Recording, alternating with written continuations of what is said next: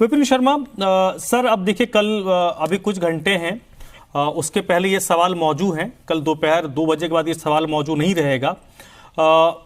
अगर सब कुछ अच्छा होता है तो वेल एंड गुड है, अगर नहीं होता तो आपको आम आदमी कांग्रेस के बीच कहां पर अगर पेच फंसता है तो कहां पर फंस सकता है? क्योंकि दिल्ली का सिनेरियो तो लगभग साफ है, जहां तक मेरी जानकारी है, और आपके कंसर्न में भी होगा कि दिल्ली को लेकर उतनी दिक्कत नहीं है।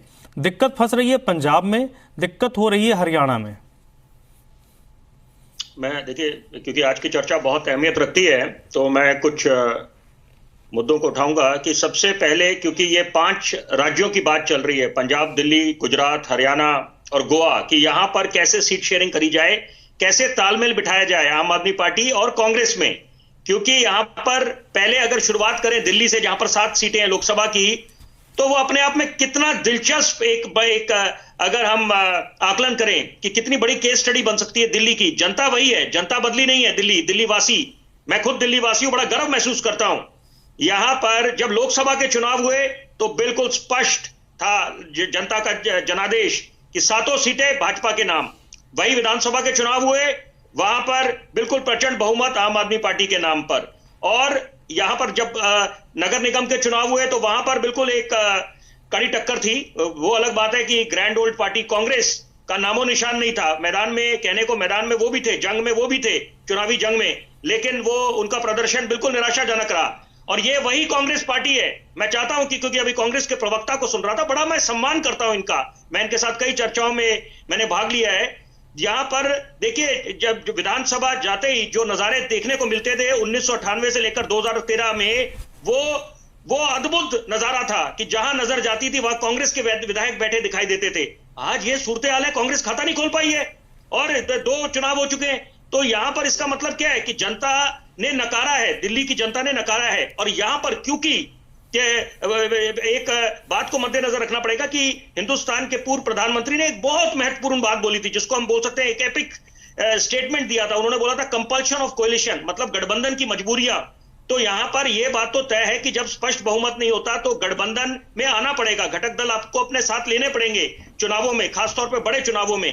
तो यहां पर कुछ समझौते करने पड़ेंगे, कॉम्प्रोमाइजेस की आइडियोलॉजीज के साथ। बड़े आपकी एक विचारधारा अलग है, लेकिन जब चुनावी मैदान में उतरते हैं, साथ में आप गठबंधन का ऐलान करते हैं, तो वहां पर कुछ बातों को नजरअंदाज कर देते हैं कि समझौते कर रहे हैं, कि आप भले आप उनकी विचारधारा से इत्तेफाक नहीं रखते। लेकिन यहां पर मुझे लगता है दोनों के लिए मजबूरी है, कांग्रेस पार्टी के लिए, आम आदमी पार्टी के लिए, कि किसी भी सूरत में हाथ मिलाना पड़ेगा।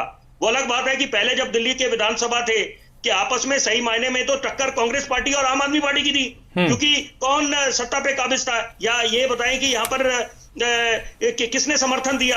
आप उसको भारी समर्थन बोले कि कांग्रेस पार्टी ने भारी समर्थन दिया आम आदमी पार्टी को, जबकि सही मायने में जो विरोध करा था आम आदमी पार्टी ने, या वो जो उनका मुद्दा था कि भ्रष्टाचार के खिलाफ, कि कांग्रेस का जो भ्रष्टाचार का राज रहा है, जो आम आदमी पार्टी बोलती थी। तो यहां पर एक बात तय है कि ये चुनाव, क्योंकि पंजाब में 13 सीटें हैं, दिल्ली की बात करें 7 सीटें हैं, गुजरात में 26 सीटें हैं, गोवा में 2 सीटें हैं, हरियाणा में 10 सीटें हैं, तो अपने आप में कुल मिला के 58 सीटें हो जाती हैं। तो यहां पर सीट शेयरिंग का मुद्दा जो है, मुझे नहीं लगता, बड़े जिम्मेदारी से बात बोल रहा हूं मैं बड़े विश्वास से बोलूंगा ये बात, कि यहां पर अभी पेच फंसने की कोई उम्मीद नहीं लगती। उसका कारण है, उसके पीछे मैं आपको एक रैशनल देना चाहूंगा, क्योंकि इस समय दोनों के पास कोई और विकल्प नहीं है। कि आम आदमी पार्टी की बात करें तो ऐसी जो अटकलें लगाई जा रही है कि अब किसकी अगली गिरफ्तारी होगी, तो यहां पर वो एक अलग गंभीर मुद्दा बना हुआ है।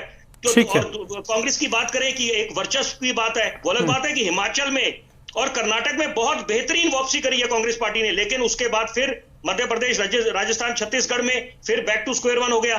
तो इसका मतलब यह है कि यहां पर आपको कंसिस्टेंट परफॉर्मर बनना पड़ेगा, जनता की नब्ज समझनी पड़ेगी। और एक बात जरूर बोलना चाहूंगा, क्योंकि कांग्रेस के प्रवक्ता भी बात बोल रहे थे, तो नारा किसने दिया था, गरीबी हटाओ, क्या गरीबी हट गई? बोलना बहुत आसान है। और दूसरी बात, प्लानिंग कमीशन पहले था, आपकी अगर नीतियां इतनी अच्छी थी या कोई मुद्दा ही नहीं था, तो जनता ने आपको क्यों 2014 में नकारा? आप उस समय तो बोलते रहे कि मोदी लहर में लोग बह गए, उसके बाद तो सुनामी आई जनाब। तो ये आपको writing on the wall you must understand कि क्या आपको हवा का रुख किस तरफ चल रहा है। जनता की नब्ज समझिए, जनता जनार्दन होती है। अग्री।